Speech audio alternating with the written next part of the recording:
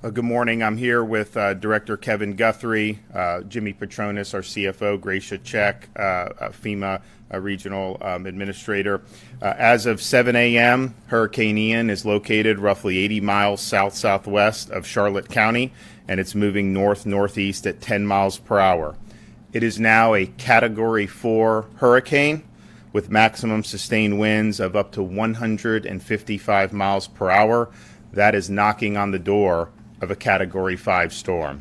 We expect landfall in southwest Florida later today as a major hurricane and will slowly move across the central Florida peninsula before exiting the northeast Florida coast probably sometime on Thursday.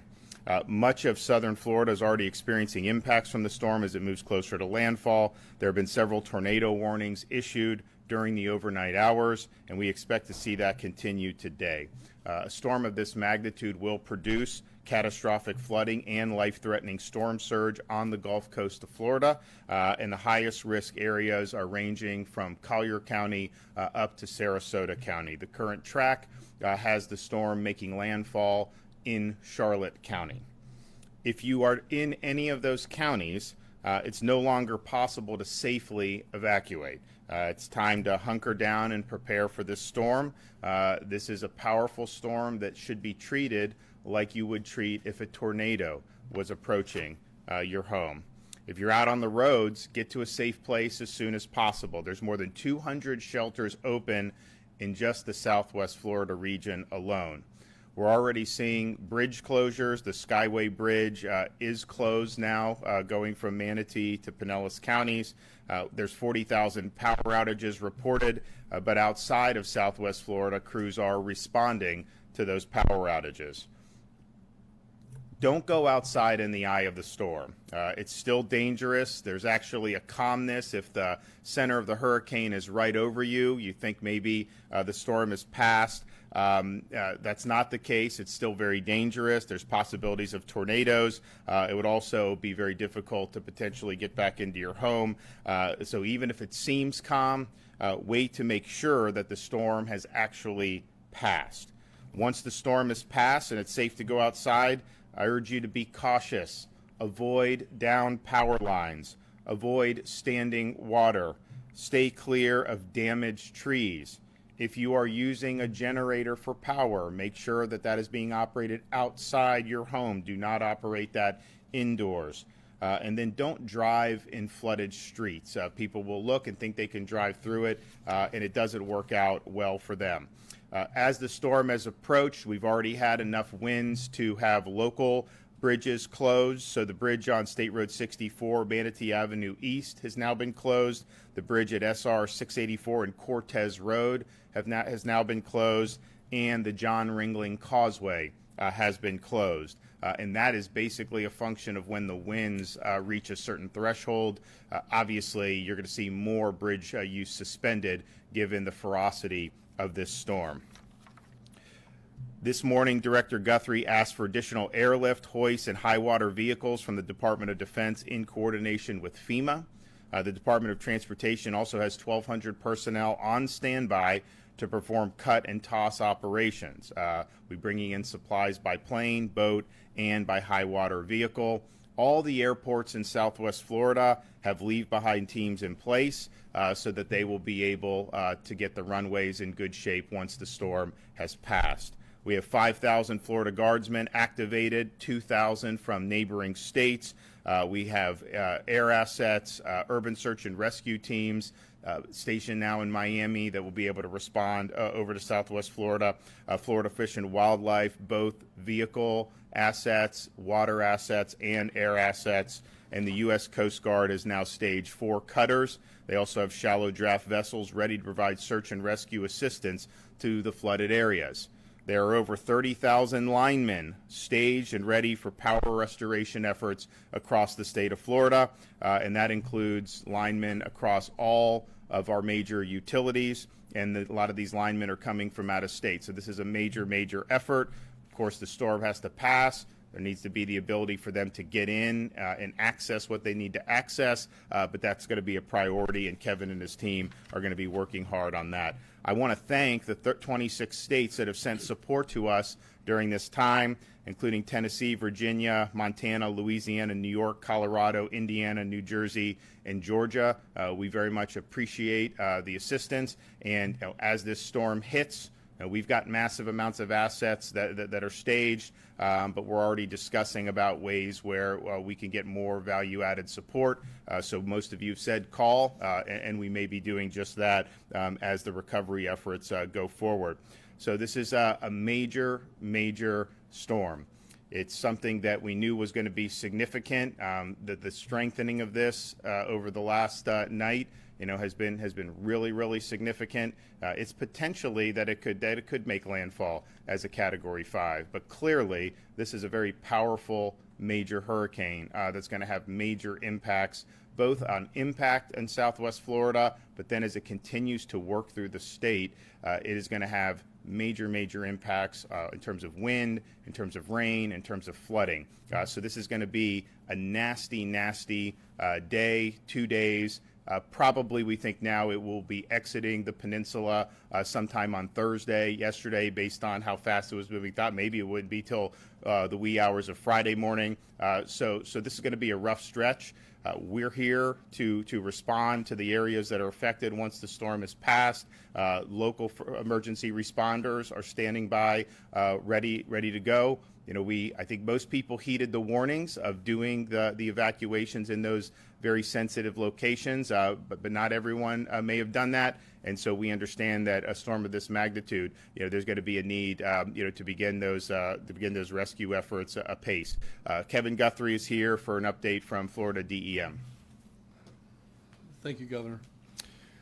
Hurricane Ian, as the governor has mentioned, is projected to make landfall this afternoon on the Charlotte County coast. This will cause life-threatening storm surge, flooding, tropical storm force winds will be felt throughout the entire state, and even isolated tornadoes. I urge Floridians who have made the decision to shelter in place, to stay indoors, and stay off the roads. You do not want to be outdoors or on the roads as a storm of this size is making landfall in your area. It is extremely dangerous. If you have battery-operated or hand-crank weather radios, you should be checking them now, changing the batteries, making sure that they work. Power outages will occur. If you get a weather alert for a tornado, and as the governor has already mentioned, if you're in the Southwest Florida area, you should make the same preparations as if it is a tornado going over your house. Get to an interior room, free of windows. Have stuff to be able to protect your head and body from the debris, such as a blanket, sleeping bag, mattress, or even potentially helmets. If there are flash flood warnings in your area, remember, it is never safe to walk or drive through flooded areas. We continue to coordinate with all of our electrical partners. As the governor's mentioned, there are over 30,000 linemen staged throughout the city, from north central Florida all the way down to Miami. As areas in South Florida and the Keys begin to experience power outages, remember to contact your service provider, not 911, for power restoration. You can also keep your refrigerators shut. Open them as little as possible to help preserve your perishable items. If you're using a generator, as we've been saying now for days, remember to keep it elevated, on a hard surface, away from doors and windows, outside of garages. This will help you stay safe. If residents have any questions about resources for Hurricane Ian, I urge them to reach out to their local emergency management or public safety office. This storm is here. It is imminent. I can tell you it is a Cat 4 hurricane, nearly a Cat 5. I know all of the emergency management directors in Southwest Florida very well. Combined, they have over 200 years of experience. They're preparing and they're expecting a Cat 5. So please stay indoors, stay away from windows, get to an interior location of your house. If anyone has any questions and they still have phone service, if you need to contact the state to ask for assistance, we have a cell assistance information line. That number is 1-800-342-3557. That is 1-800-342-3557. As always, please follow us on our social media at Facebook and our Twitter page at FLCERT. Thank you, Governor, for your leadership. Jimmy? Thank you, Governor. Florida's urban search and rescue teams are staged in Miami and also in Central Florida. We have over 600 resources to bear. We have FEMA teams that have come in from out of state. We have Virginia 1 and 2 that just literally came back from Puerto Rico in Miami, also there to assist. Out of the 8 teams in Florida, 5 are activated. They will have search and rescue dogs. They will have swiftwater boats. They will go from door to door with engineers and trauma surgeons as soon as it is safe for them to make access to those neighborhoods. They will go from door to door to administer life-saving support through their missions. When it comes to hurricane response, I will put the state of Florida up against any of the 50 states. We have the best professionals, and Governor, this is the largest response I've ever seen in the state. It's amazing work that you and your team have done.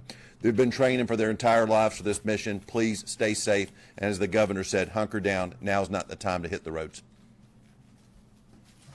Okay, so we will be, of course, monitoring the impacts as soon as the storm moves its way through any given part of the state. The priority is going to be to get personnel in there to be able to launch rescue efforts, and then obviously pave the way so that we can bring in more supplies to the airports, clearing roads so that our linemen can get in there and restore power. So all of that is standing by. But this is going to be a major, major storm. You've been following the tracks and seeing, obviously we knew for quite some time that it would be a major hurricane. Some of those tracks a couple days ago showed maybe it would weaken as it reached landfall further north. This one has just strengthened and strengthened, and it is the real deal. So it's going to do a lot of damage. So people should be prepared for that. As Kevin said, there's going to be widespread power outages, and those power outages are going to occur not just in Southwest Florida, but in other portions of the state. Of course, it's a priority to give those linemen the ability to get in there and restore that. But people should just be prepared. There's going to be damage to infrastructure with a storm of this nature, and power and communications and all those things can be affected. Do what you need to do to stay safe. If you are where that storm is approaching, you're already in hazardous conditions. It's going to get a lot worse very quickly. So please hunker down, treat it like a tornado, and make sure that that your friends and family know where you are. We're going to have folks that are going to be there very quickly once it's safe. But this is the real deal. So happy to take some questions. One of the things we've been hearing is that about 2.5 million Floridians have been under some kind of evacuation order. You touched on it just briefly, but do we have any concept of how many people have heeded that evacuation order? Well, I think if you talk to the local counties, I think that I spoke with some of the folks in Lee County, and they said people are by and large abiding by it. Now, it's not going to be everyone. I mean, you guys know, have been in Florida, there'll be a major hurricane approaching. There'll be sometimes people want to go out and surf in that. That's just, you just have some people that do that. But my sense has been there's been by and large interest in treating this thing very seriously across those counties. I mean, I do think that when you have tracks that are uncertain, and this is just, it's an inexact science, but when they see it in North Florida, then moving down north of Tampa, then some people think, well, it's probably going to shift again, so why should I do that? We're at the point now, these aren't models, this is what the storm is actually doing, and so it is going to hit there. That's just the nature of it. So I think most people did. Of course, we've been stressing the folks in the mobile homes to make sure that they evacuated. Again, talking with the people on the local level, I think a lot of those people did. I don't think it's 100%. Question for Director Guthrie. This storm, is there a lot of resemblance to Charlie in the way it's going to cut across the state? And what is your best guess that's going to have on the people of Central Florida, Orange, Osceola, Seminole counties? So, yes, it does have a Charlie-esque feel. I think one of the things that's a little bit different with Charlie, I mean, again, on the prediction models, It may go through Central Florida at a less intensity than what we had for Hurricane Charlie, dumping more rain, as the governor mentioned earlier today, possibly speeding up just a little bit to getting out of here in 24 hours versus 36 hours. So that'll certainly help on the rainfall side of the house. But again, it does have a Charlie-esque feel, but it should not be nearly as catastrophic on the winds like we saw with Hurricane Charlie all the way into Central Florida. We do expect rapid weakening, but again, there will be tropical storm force winds, strong tropical storm force winds felt all the way through the central part and up into northeast Florida as a part of this storm. Yeah, we saw a lot of trees get plowed down during Charlie, obviously. So thank you. And I think one thing for Central Florida is because we've had a lot of saturation, those trees are vulnerable. So you're going to see trees are going to come down even with tropical storm force winds. It does not need to be hurricane force. So you are absolutely going to see that.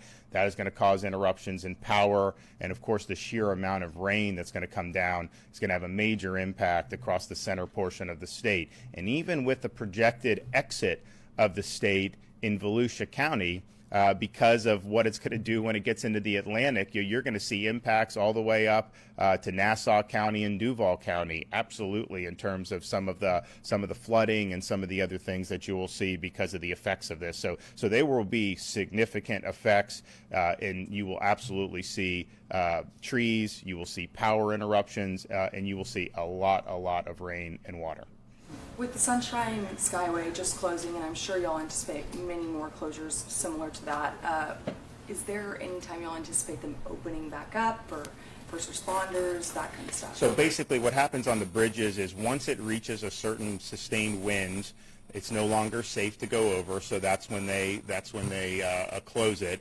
Of course, as soon as the storm passes and those winds go down, they immediately will go out and inspect the bridge to make sure there's not structural damage and to make sure it's safe. And then the minute it's safe, of course, for first responders, but also we want to get people back into their homes. And so if there's people evacuated out of Pinellas County, there's a lot of bridges that you need to take to get back to that peninsula. We want people to be able to do that. And the further it's away from the really strong winds, the less likely I think you will see major structural damage in bridges. If you look in Charlotte, Lee counties, I mean, you're going to end up in situations where you have a massive storm that's impacting those bridges. And it doesn't mean that they're not, a lot of these are built very well, but there's a lot that can happen. One of the things that Kevin and his team have done with the Florida Department of Transportation is instruct the securing of these barges that are in the water. When we had Hurricane Sally, you had a barge that was loose, ran into the bridge, and it knocked the bridge out. So that is something that is avoidable, and so that's been something, that message has been sent down, that if the storm itself knocks out a bridge, that's Mother Nature, and we just got to work to remedy that. But if things are being left loose that are then going to ram into the bridge and cause that to be disabled, I mean, we worked really hard to get the bridge up in Northwest Florida back, but I mean, it takes time to be able to do it when it has that type of major impact like that. So all of that, there's sensitivity, the need to have the bridges open as soon as possible. But there's also sensitivity to the fact that you have 60-mile-an-hour sustained winds on one of those bridges. That's not a place that you want to be as a motorist, and quite frankly, it's not safe for our first responders even to be using that. Given that there is a lot of rain and flooding and substantial storm surge associated with this storm, does it make it different than storms we've had in the past? Because I believe, Director Guthrie, last night you said there's going to be a great humanitarian lift that's going to be needed after this, especially considering some people may not have flood insurance, and that may be the biggest issue for a lot of them. So are there special preparations that you guys are taking for this storm that you maybe haven't taken in the past? Well, I would say, and I think Kevin would agree, in terms of the resources that have been staged, we prepared for Dorian. That came very close. That was a Category 5. That was massive. That was a massive mobilization that we did. We were ready if that would have hit Florida. This has been bigger in terms of the mobilization. I mean, the assets that we have are unprecedented in the state's history, and unfortunately, I mean, they're going to need to be deployed because this is a really significant storm.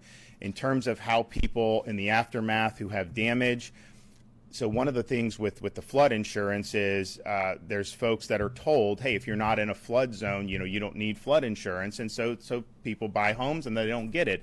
But the fact is that there are places outside of, quote, flood zones where you absolutely, in an event like this, could be impacted. So FEMA does have programs that can offer support, but the FEMA's support is not going to be equal to what you would have gotten in a flood insurance policy. And so that's going to be something that we're going to have to look very seriously at in terms of what the impacts are of that. There's a lot of folks that have a homeowner's policy, and sometimes they're told that could also be for flood, and those are just different policies. The homeowners is from the wind, direct storm damage, the flood insurance obviously from rising waters. There will be debates in people's policies about, okay, you had a Cat 4, maybe even a 5 hit. Yes, your home got flooded, but is that also direct storm damage and not flood? And can your homeowner insurance? So that'll be good. I know Jimmy will be involved in doing that to try to help Florida consumers. But yeah, there's going to be a lot of fallout from this in terms of getting people back on their feet. But that's why we've done the mobilization that we've done. Right now, it's about safety. I think most Floridians made the proper precautions to keep themselves safe. The ones that didn't, that may end up in harm's way, there's a lot of assets that are staged, and those are going to be deployed because we want to help people. I mean, even if they made a different decision, we're all in this together, we're going to do that. Once that kind of life-saving part of the operation is concluded, it's all about getting people back on their feet. And there may be some people that had nothing more than just losing power, but that's important to get them back to normalcy. There's others that may have really significant structural damages to their residence. They're going to need assistance, and so all of that will be part of what will be really an unprecedented effort in the history of the state. I'm going to be traveling into North Central Florida today to be able to meet with a lot of the linemen that we have staged. I think it's important to just thank them for what they're doing, because their quick response, be able to help get people back on the grid, really helps with the entire response effort. If you have everyone no power for weeks on end, like we have had in other storms, that makes everything else that we're doing difficult. I mean, I've been through these storms, prior to being in elected office, and it's like, okay, the power is going to go out. But then after a while, people just start to get antsy. It's human nature. And so the fact that they're here in really huge numbers, ready to go down and descend, they're not only doing their job, they're performing a public service for us. So we're appreciative of that, and we're going to thank them for that. And we will get them deployed. Kevin, FDOT, they're going to make sure that those roads get cleared as soon as possible. Now, some of that is going to be very, very difficult, because you're going to have a lot of debris, you're going to have a lot of trees. I mean, just think Hurricane Michael. There were some places at Category 5. I mean, it's like the whole forest came down almost on some of these roads. This is knocking on the door of that, and it's going to cause a lot of damage. And so that's going to be a huge priority. It's going to take a lot of manpower, but we're going to use the resources that we need to get it done. Okay, thank you.